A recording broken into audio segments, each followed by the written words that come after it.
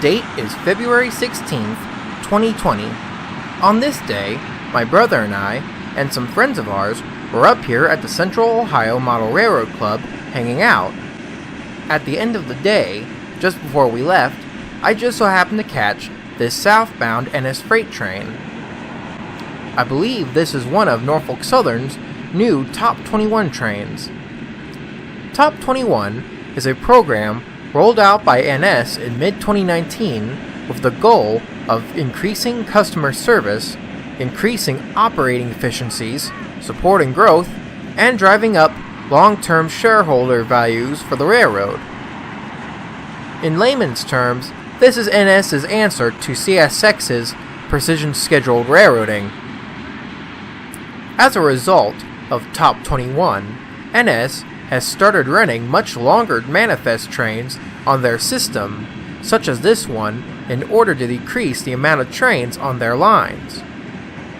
Although this video made this train look a lot shorter, it took almost 5 minutes for the entire train to pass.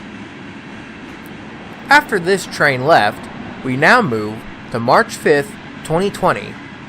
We are now at the Schrock Road Railroad crossing just north of the COMRC, where we saw a CSX Grain Train on the Burt line.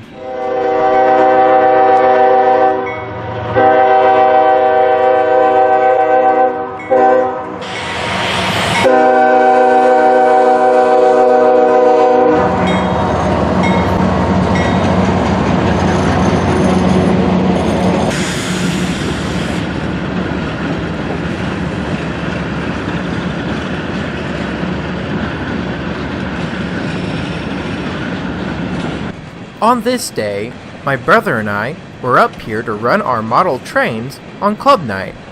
But just as we were unloading the trains at the parking lot, I then heard the horn of a northbound train. My friend Jake was there as well, and when we saw it was a CSX train, we got excited and drove on down the Schrock Road to catch it. In mid-2019, CSX rerouted all mainline trains on the Burt line to other lines close by, only running as needed or local trains on it, so this was pretty much a treat for us. In an age when CSX has sold off the Florida Panhandle line and the Syracuse-Montreal lines, it wouldn't be surprising if this line would end up on the chopping block as well in the near future. So let's enjoy what we have now and continue seeing CSX while we still can on this line. Anyway, after this train passed, Jake and I then went back to the club to run trains for the rest of the night. We'll now move to March 11th, 2020. On this day, I decided to go looking around for some trains, and the first spot I went to was Valley Crossing. At first, it didn't look like there was no trains coming at all.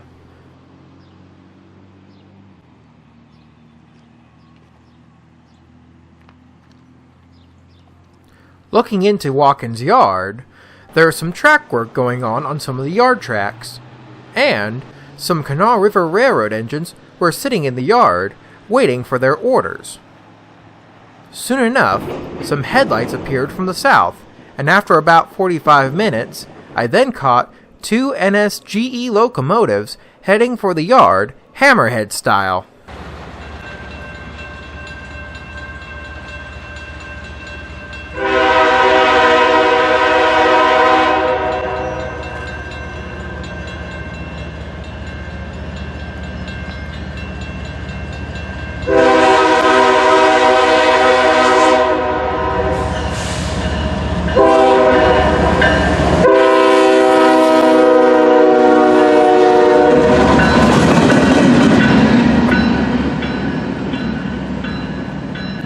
After they passed, I then decided to go off for lunch. By the time I got back to Valley, the same engines, this time with 3 boxcars, were leaving Watkins' Yard southbound, again hammerhead style.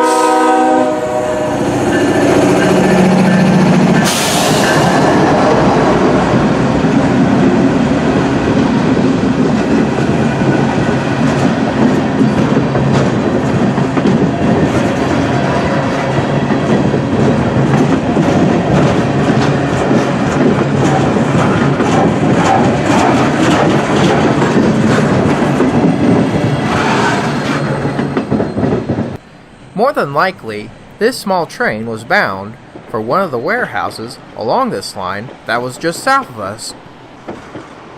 As the train rolled into the distance, I then noticed a northbound manifest train bound for Watkins Yard.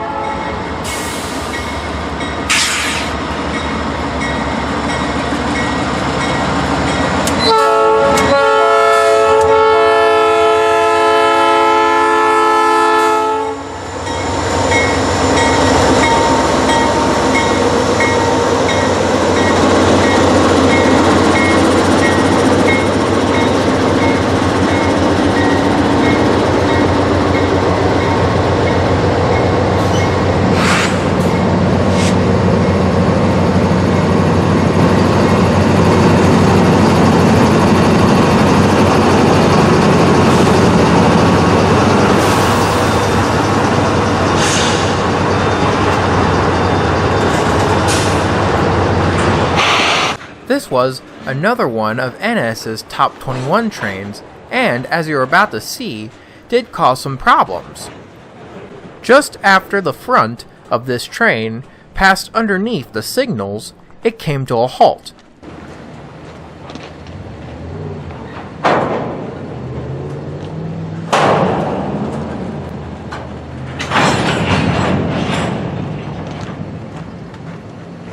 About 15 minutes later, it began again. Due to the immense length of this train, it would not fit normally into Watkins Yard, so the crew was forced to double the train into the yard. That means to cut the train in half and put both sections of the train into the yard on different tracks. Despite the slowness of this train, there were some interesting cars on board to look at. The first ones to come up was a cut of empty flat cars. While most of them were labeled for TTX and some other companies, there were some that were labeled for the Southern and Norfolk Southern.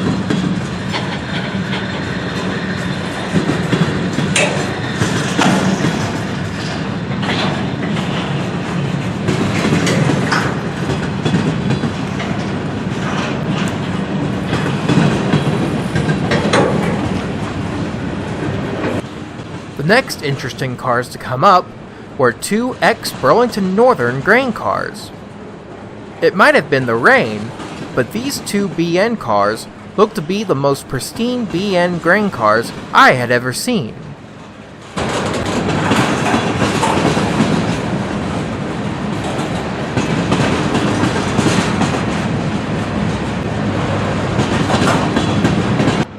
I was more than likely the only happy person here to see this train.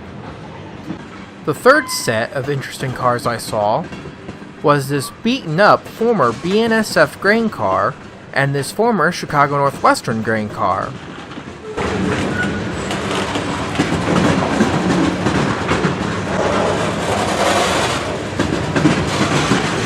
The last interesting section of cars on this train was this cut of TTX boxcars. While most of them were modern cars, there were some older TTX boxcars inside this cut.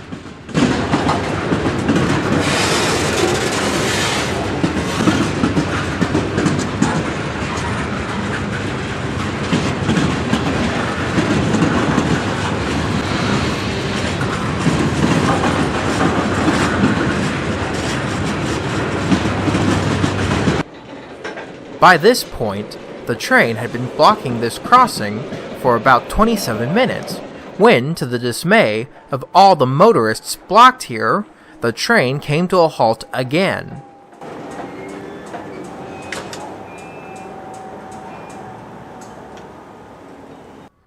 There are only 18 cars left to go, but By this point, most of the motorists had had enough and decided to turn around in order to find a much quicker way around this crossing. After about 20 more minutes of waiting, the train finally got back up and rolling again.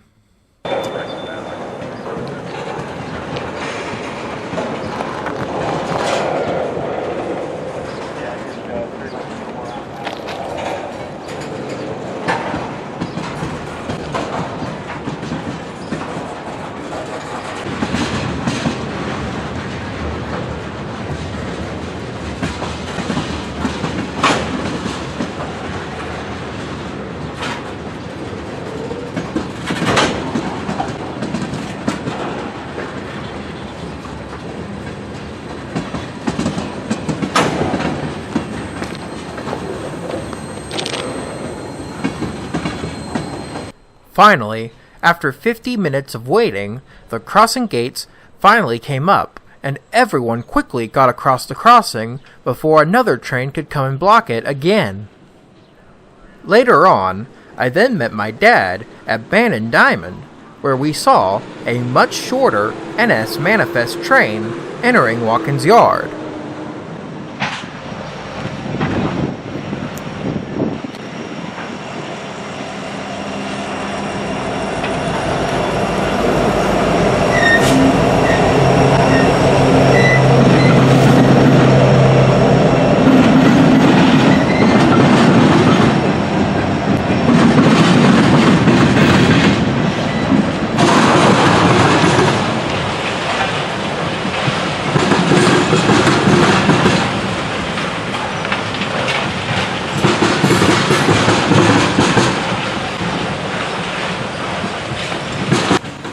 The reason why I had come up here was because I heard on my scanner that the Kanawha River Railroad engines were attaching to their train and were preparing to leave the yard.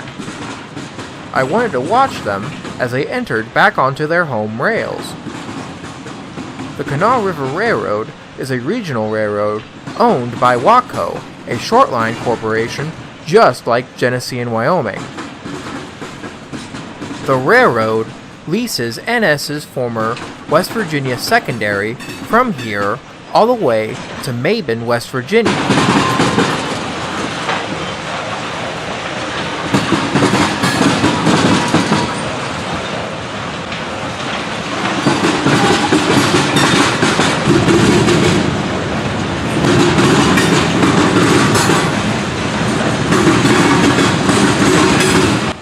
As the train continued to roll on by, there were some interesting autorack cars on the end.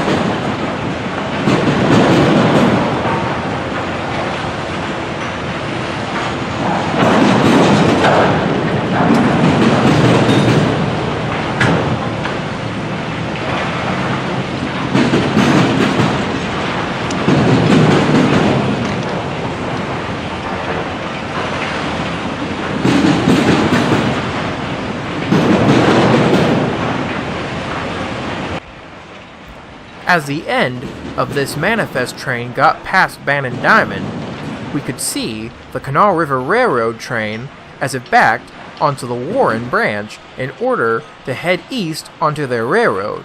But before they could do that, dispatch decided to have one of NS's coal trains come across the diamond first.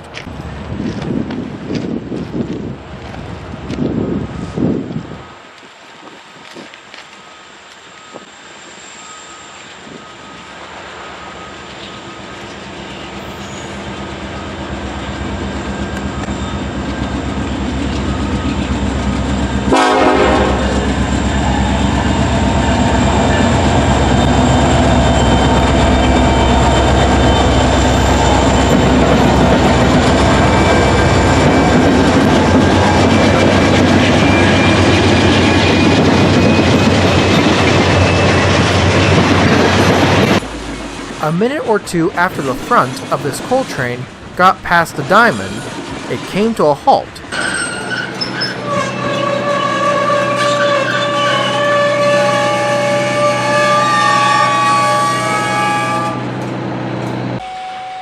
The reason why the train was stopped here was because dispatch was wanting to have a more high priority intermodal train run around this coal train here.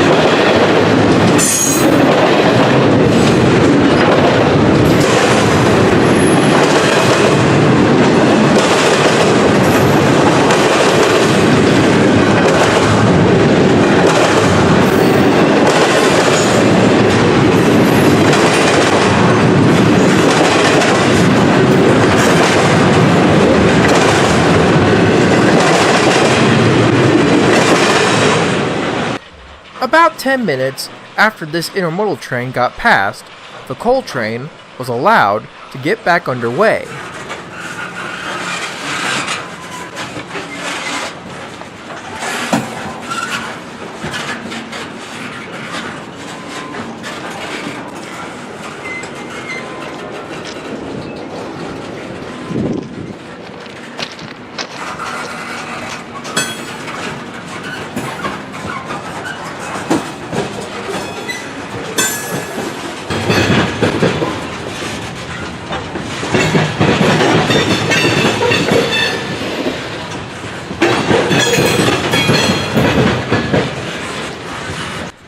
After the end of the coal train passed by the diamond, my dad and I thought that the Kanawha River Railroad train would be allowed to leave, but no dice. Instead, dispatch decided to let out 2 northbound local trains to leave the yard. The first one was led by NS 3520, an EMD SD 40-2 built in 1978 for the Frisco Railroad as 957.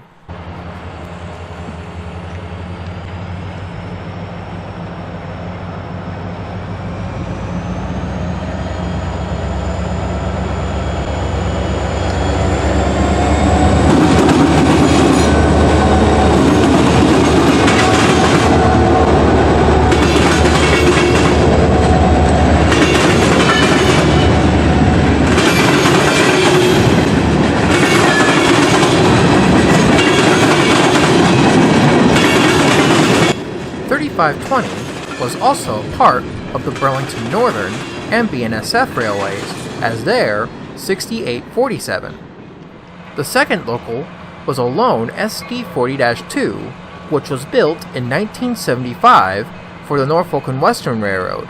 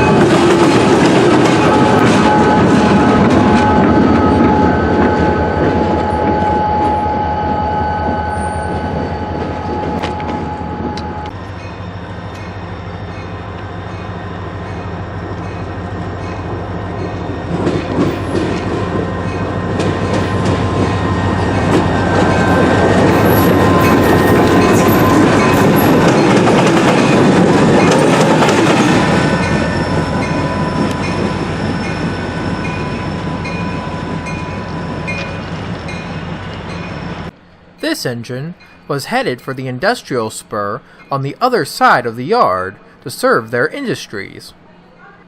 Soon the moment had finally arrived when dispatch decided to let loose the Kanawha River Railroad train. All 4 engines that were powering this train were former Norfolk Southern EMD SD60s sold to Waco and used for the Kanawha River Railroad.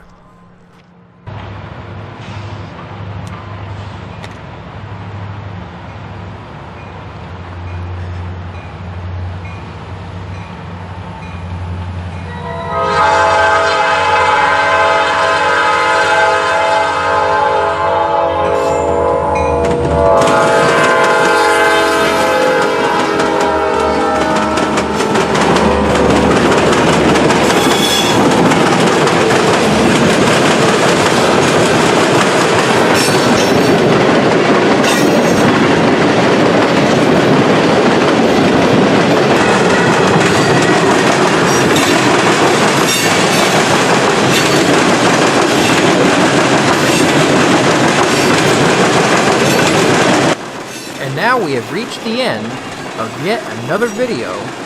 Well, I hope you guys enjoyed this little visit to Norfolk Southern, and I hope you guys have a good day. See you later.